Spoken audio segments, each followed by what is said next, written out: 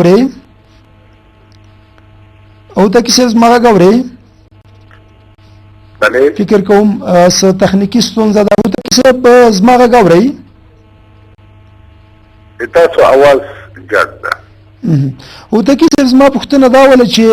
په زندانونو کې ډیری خلک پرته له معلوم جرم نه پراته دي او زه تاسو د پوښتنې په اوله برخه باندې پوه شوم چې کاملا د بشري حقوقو د قوانینو سره خلاف حتی انساني اصول سره خلاف ده. یو مجرم تر هغه وخت پورې چې د جرم یو مظلوم تر هغه وخت پورې چې د جرم نه ثابت شوی دغه د متهم په سترګو لیدل د خپل په اوله قدمه کې خلاف دی قانون ده او دا چې هغه وخت کېږي یا ټکول کېږي او د شکنجې په واسطه دغه نه اقرار اخیستل کېږي دا په خپل خلاف دی افغانستان د قوانینو د خلاف د انساني کرامت ده. داسې بیلګې پخوا وجود درلودلې په ملي امنیت کې یا د وزارت داخلي په چوکاټ کې یا کشفي ارګانونو کې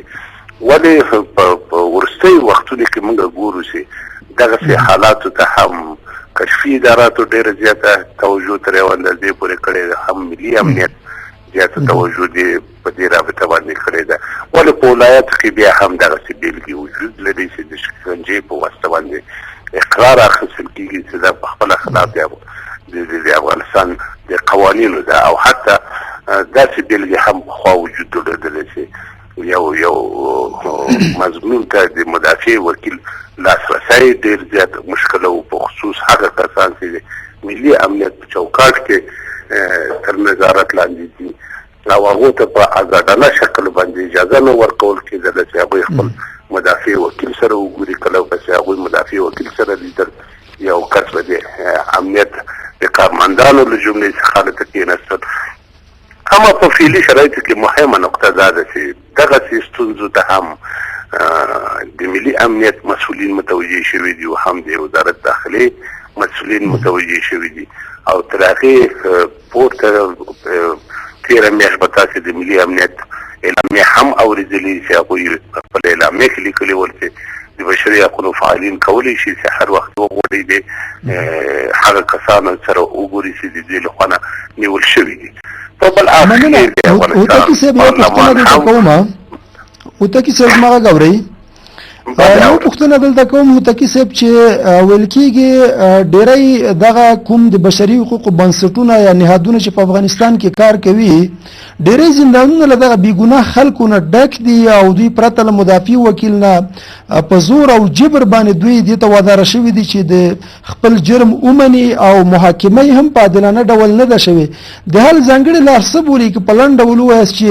دغې خلکو سره مرسته وشي او دوی له زندان نه راووځي؟ کاملا د دوی سره موافقه یم تاسو خبرې سره موافقه یم ولې بیا هم مهمه دا ده چې په خپله هغه کس چې متهم شوی ده چې په خپله دی عارض نه شي یعنې د دې برات ورکولو په مورد کې هیڅوک هم اقدام نشي کولی. په اوله قدمه کې صحیح ده چې د تحقیق په وخت کې به پر ده باندې شکنجه شوي اما دا حق دی لري چې په خپله اولنۍ محکمه کې هم اعتراض وکړي په دومه محکمه کې هم اعتراض وکړي په دریمه محکمه کې اعتراض وکړي ولې دا هم باید ډېر ونه باسو چې یو تعداد مجرمین باور چې جرم هم کړی ولې بیا هم وایي چې یعنې دا جرم د ما لخوا نه ده شوی او پر ما باندې په زوره تحمیل شوی ده. یعنې دواړه اړخونه سړی باید په نظر کې ونیسي ولې په مجموع کې هغه کسان چې بېګناه نیول شوي ګورئ د بشري حقونو فعالین په خصوص زموږ سازمان په وار سره پر دې باندې تاکید کړی چې هغه زندانونه چې د خارجي قواو تر قیمیت لاندې دي هغه غیر قانوني زندانونه دي چې د هغې په نتیجه کې دا زندانونه وتړل شول او وروستی هم د بګرام زندان و چې بالاخره د افغانستان حکومت دا تصمیم ونیول چې د هغې ځینې دا کسان چې نیول شوي دي افغانستان حکومت ته وسپارل شي او په د اختر نه مخکې به هم تاسې د مطبوعاتو له طریقه اورېدلی چې یو تعداد هغه کسان چې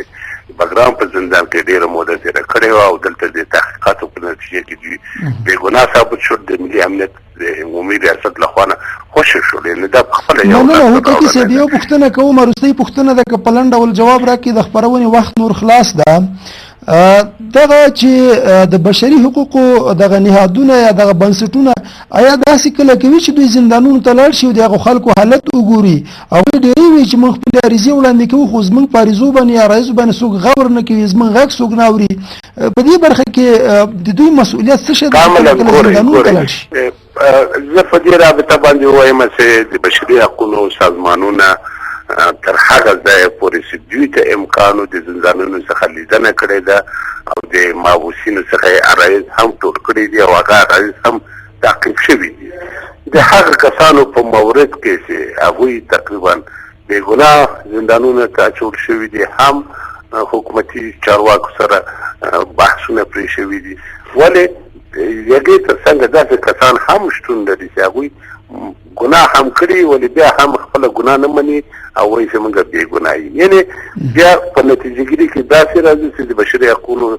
سازمانونه اجرایوي صلاحیت نه لري دوی فقط کولی شي چې خپل تحلیل و ارزیابي او خپل هغه نظریات حکومتي چارواکو ته ورسوي او وشي کړلی چې منهج او نقطه د فشار پر عدلي او قضایي اداراتو باندې د بېګناهو اشخاصو څخه دفاع وکړي اما دلته د ځینې حالاتو سره هم موږ مخامخ کېږو چې وخت موږ خپل هغه تحقیقات کوو بالاخره ثابتېږي چې یو سړی متهم وي ولې دی عریضه لیکي چې زه بېګناه بندي شوی داسې کیسونو سره هم موږ خوشحاله اوسئ د بشري حقونو فعالین اوس پارلمان د افغانستان سره هم یو هماهنګي رامنځته کړی دی چې وشي کړلی چې ځینې ستونزې په خصوص د زندانونو په مورد کې د افغانستان پارلمان سره شریکېږي او په دې رابطه هم تاسو د مطبوعاتو نه اورئ چې وختاً فوقتاً وکیل صاحبان د مابوسینو څخه لیدنه کوي یعنې دا په خپله یو تحرک دی یو حرکت داسې رامنځته شوی دی ولې بیا هم زه وایم چې افغانستان په یو بحراني حالت کې قرار لري ډېره ستونزمنه خبره ده چې دا ټولې ستونزې ډېر ژر سرحل شي دا په خپله یو پروسه غواړي او د دې لپاره یو قوي عزم او اراده غواړي چې هم ولس هم د بشري حقونو نهادونه او هم حکومت مشترکاً د خلکو د ستونزو د حل لپاره اقدام وکړي. ډېره مننه هوتکي صاحب خوشحاله اوسئ کورم ودان. د پښتو تلویزیون درنو لیدونکو په کابل کې د بشري حقوقو د خپلواک کمیسیون د سیمهیز دفتر مشر عبدالرحمن هوتکي صاحب چې زموږ پوښتنو ته جوابونه ویلي کومې خبرې چې هوتکي صاحب وکړلې زموږ هیله دا ده چې حکومتي چارواکو